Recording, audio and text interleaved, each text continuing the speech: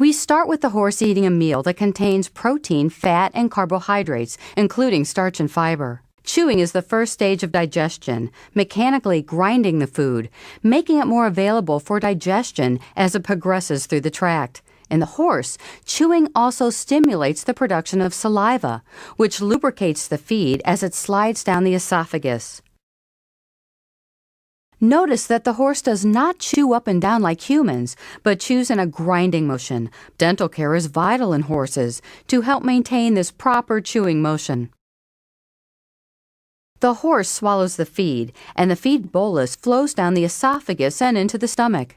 Due to the sharp angle where the stomach and esophagus meet and the strength of the esophageal muscles, horses are not capable of vomiting. In the stomach, feed is broken down into starch, the yellow beads, fiber, the green beads, protein, the red blocks, and fat, the white globules. Notice the digestive enzymes released from the pancreas as nutrients enter the small intestine. The horse's small intestine is 70 feet long, and feed flows through it for roughly 45 minutes. This is the primary site of enzymatic digestion. Starch, protein, and fats are all digested here, as well as the absorption of amino acids. Normal digestion and absorption carbohydrates in the upper gut. First, let's follow starch, the yellow strings of beads, and fiber, the green strings of beads.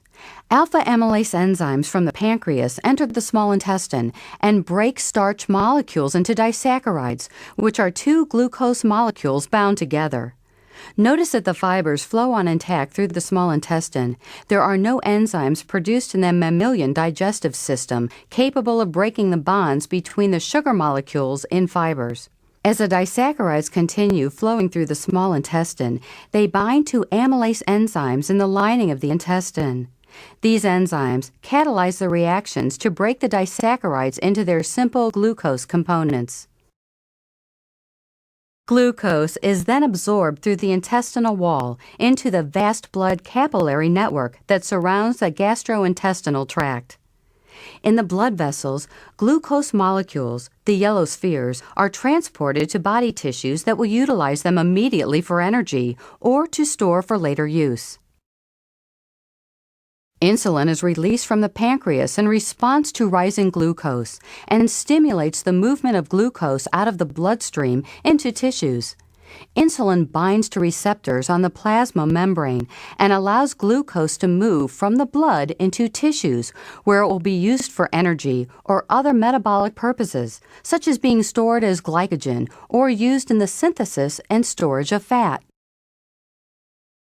Normal digestion and absorption, fats in the upper gut. Digestion and absorption of fats differs from other nutrients because fats are not water-soluble. Unlike most species, horses do not have a gallbladder, but they're very efficient at digesting fat.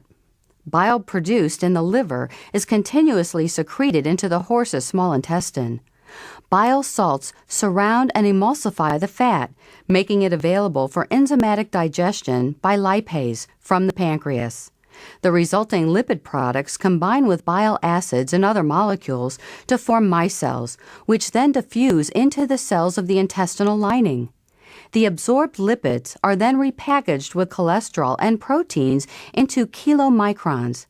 Kilomicrons are too large to be absorbed into blood capillaries, so instead they're expelled from the cells and are taken up by the intestinal lymphatic vessels.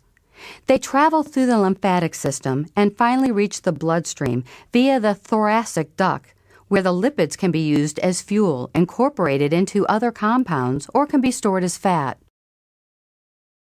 Normal digestion and absorption, proteins in the upper gut. Enzymatic digestion of protein begins in the stomach with the enzyme pepsin, which breaks protein into shorter chain peptides.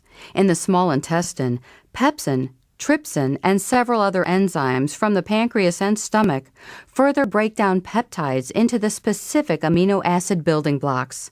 And these amino acids are absorbed through the intestinal lining into the blood capillaries.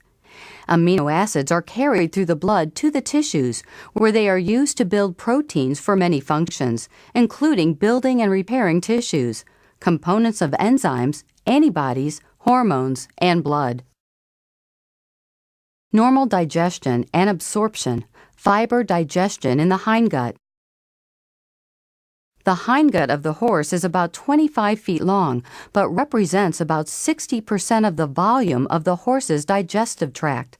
The primary digestive role of the equine hindgut, which includes the cecum and large intestine, is the digestion and absorption of fiber.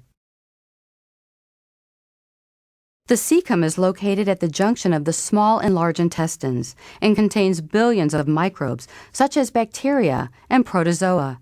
These microbes produce the enzymes that break the linkages between glucose molecules and fibers.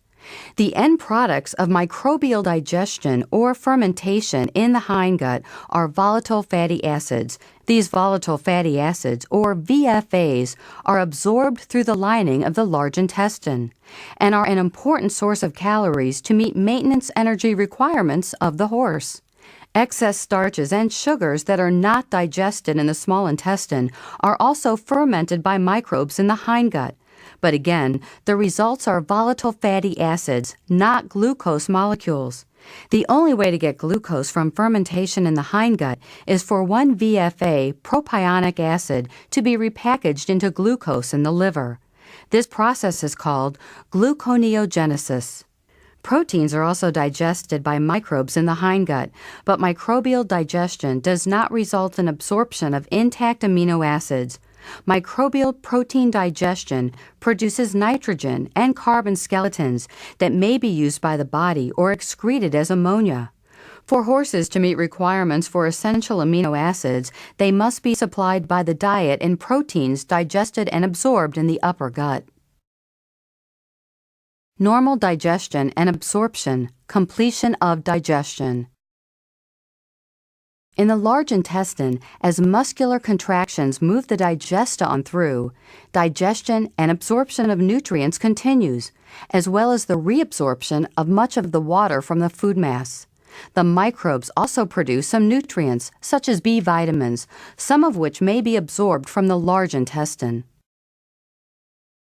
The muscular contractions and reabsorption of water in the large intestine and colon results in somewhat dry, rounded fecal balls, which you then clean out of your horse's stall. It may be roughly 3 days before everything you feed makes the trip through the digestive system and onto the floor of your stall.